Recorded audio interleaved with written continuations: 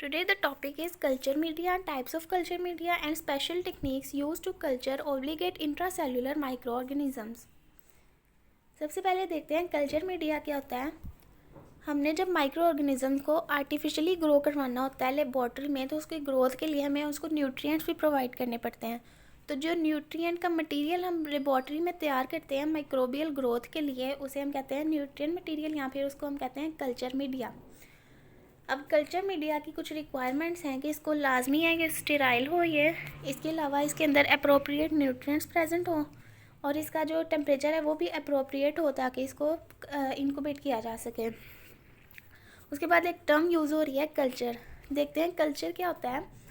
ऐसे micro organism जो artificially grow कर रहे हैं या मल्टीप्लाई कर रहे हैं कल्चर मीडिया पे, उन्हें हम कहते हैं कल्चर।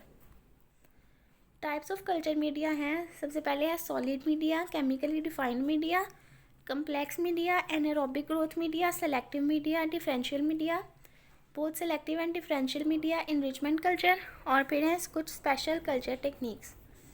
अब वन बाय वन करके सबको डिस्कस करते हैं।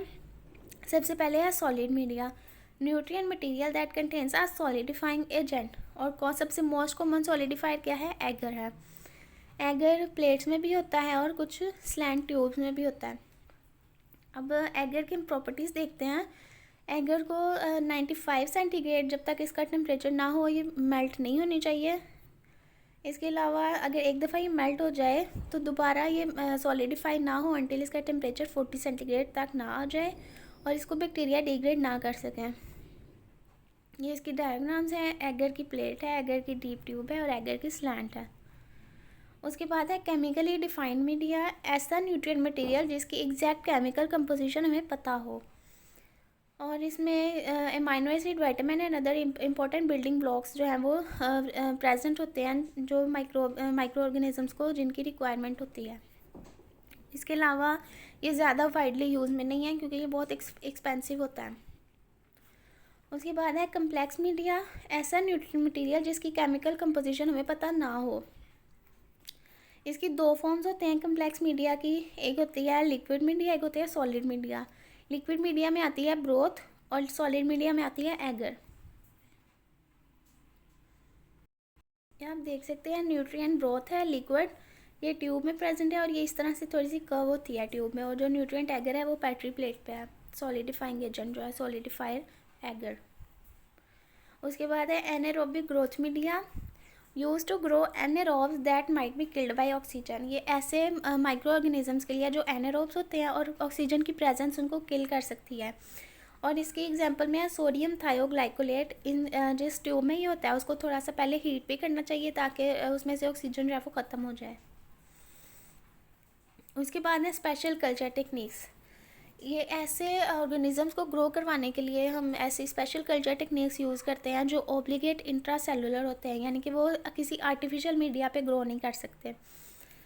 अब हम देखते हैं माइक्रोबैक्टीरियम लेप्राई जो लेप्रोसी कॉज करता है, इसको हम आर्माडिलोस में ग्रो करवाते हैं। कैसे कि जो लेप्रोमेटस पेशेंट्स हैं ना, जो लेप्रोसी के पेशेंट्स हैं उनमें से जो सैंपल लिया जाता है उसको आर्माडिलो के फुट पैड में इसको इंजेक्ट किया जाता है।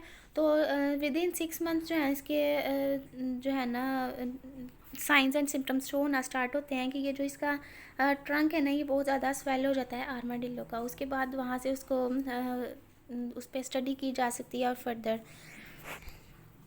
उसके बाद है ट्रेपोनिमा पैलिडम जो सिर्फ फाइलस कॉज करता है, उसको रैबिट में ग्रो करवाया जाता है।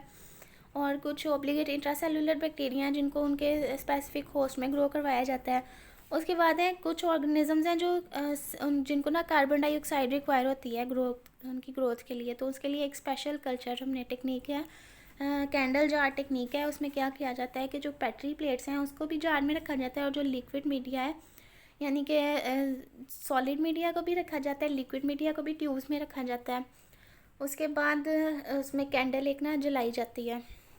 तो हमें पता है कि जो बर्निंग का प्रोसेस है वो ऑक्सीजन को रिक्वायर कर रहा होता है। ऑक्सीजन रिक्वायर होती है बर्निंग के लिए, जब तक ऑक्सीजन प्रेजेंट हो तब तक बर्निंग होती रहती है, लेकिन जैसे ही ऑक्सीजन ख़त्म हो जाती है तो बर्निंग जो है ना वो ख़त्म हो जाती है। तो हम क्या करते हैं कि अंदर एक कैंडल जला देते हैं और जार को ना ऊपर से बंद कर देते हैं। तो जब तक वो कैंडल जलती रहती है वो ऑक्सीजन यूज़ होती रहती है उस बर्निंग के प्रोसेस में, और जैसे ही वो बर्निंग का प्रोसेस या फिर ऑक्सीजन ख़त्म होती है तो बर्निंग का प्रोसेस भी वो ख़त्म हो जाता है। तो इसका मतलब है कि इसके अंदर से जार के अंदर से ऑक्सीजन ख़त्म हो गई है और अब इसके अंदर सिर्फ कार्बन डाइऑक्साइड प्रेजेंट है। तो ये ऐसे ऑर्गेनिजम्स की ग्रोथ के लिए जो है वो बेस्ट टेक्निक है। उसके बाद है सब सेलेक्टिव मीडिया, यानी नाम से पता लग रहा है कि जस्ट सेलेक्टिव ऑर्गेनिजम्स की ग्रोथ करवाती है। Use to suppress the growth of unwanted bacteria and encourage the growth of desired microorganism, यानी कि सिर्फ डिजायर्ड माइक्रो ऑर्गेनिजम्स को ग्रोथ करवाती है और जो अदर ऑर्गेनिजम्स हैं, अनवांटेड बैक्टीरिया या अदर माइक्रोब्स हैं, उनकी ग्रोथ को ही सप्रेस कर देती है। इसकी अगर हम एग्जांपल्स देखें तो डेक्स्ट्रोस एगर है, वो सिर्फ आइसोलेट को करवाती है फंजाई को, और इसकी जो पीएच है वो जो अदर बैक्टीरियल ग्रोथ है उसको ये डिस्करेज कर रही होती है। उसके बाद है ब्रिलियंट ग्रीन एगर, तो ये जो ग्रीन डाई है वो सिलेक्टिवली इनहिबिट कर रहा होता है ग्राम पॉजिटिव बैक्टीरिया को, और ये किसके लिए है? सिर्फ ग्राम नेगेटिव बैक्टीरिया के लिए, फॉर एग्जांपल साल्मोनेला।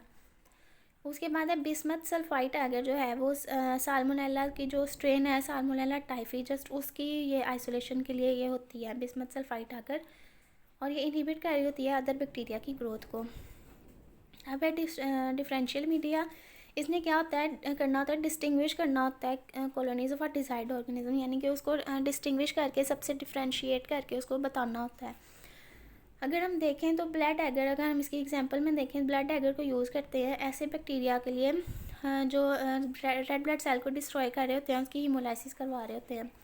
तो अगर हम देखें यहाँ पे ये ब्लड एगर पे है, ये स्ट्रेप्टोकॉक्साई हमने इसकी एग्जांपल अगर लिया, इस पे कल्चर लगवाया है, तो जहाँ जहाँ पे ये हीमोलाइसिस करते हुए स्ट्रेप्टोकॉक्साई हैं, तो वहाँ से जो ये रीजन है ना वो क्लियर हो जाएगा, तो हमें पता लग जाएगा कि यहाँ पे इनकी कॉलोनीज जो हैं वो प्रेजेंट हैं।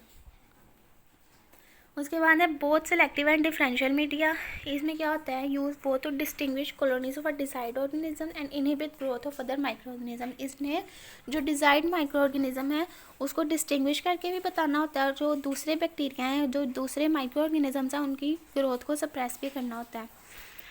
इसकी एग्जांपल में देखें तो मैनिटोल सॉल्ट अगर है, ये क्या कर रही होती है, अदर ऑर्गेनिजम्स की ग्रोथ को डिस्करेज करती है, और इसका जो पीएच इंडिकेटर है ना, तो वो जब ये फर्मेंटेशन इसकी हो जाती है ना, तो उसका कलर चेंज हो जाता है। फॉर एग्जांपल अगर हमने स्टेफिलोकोकस एपिडर्माइडिस को और स्टेफिलोकोकस ऑरियस को हमने डिस्टिंग्विश करना है, तो एक तरफ ये वाला कल्चर इसका ऑरियस वाला लगा लिया और एक तरफ एपिडर्माइडिस वाला लगा लिया, तो जो एपिडर्माइडिस वाला है वो पिंक कलर में चेंज हो जाएगा, जो ऑरियस वाला है वो येलो में चेंज हो जाएगा। तो इस तरह ये डिस्टिंग्विश भी हो गई हैं, और इसकी पीएच ने दूसरे माइक्रो ऑर्गेनिजम्स को ग्रोथ करने से, यानी कि उसको कंट्रोल भी रखा है उसकी ग्रोथ को।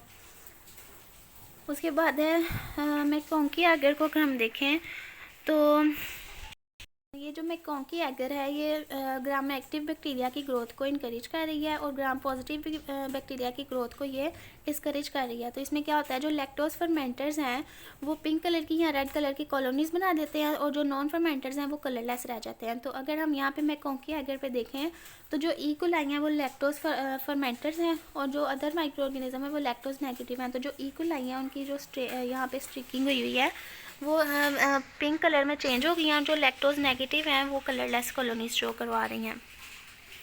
उसके बाद है इनरिचमेंट कल्चर, ये ऐसा कल्चर है जो किसी भी माइक्रो ऑर्गेनिज्म की ग्रोथ को सप्रेस नहीं कर रहा, और ऐसे ऑर्गेनिजम्स को भी ग्रोथ का ये मीडिया प्रोवाइड कर रहा है जो वेरी स्मॉल नंबर्स में प्रेजेंट है। जैसे कि इसको मोस्टली हम किसके लिए यूज़ करते हैं, फीकल या फिर सॉइल की सैंपल के लिए, जिसमें हमने तमाम माइक्रो ऑर्गेनिजम्स को हमने देखना होता है कि कौन कौन से प्रेजेंट है। उसके बाद ये इसकी कुछ डायग्राम्स हैं।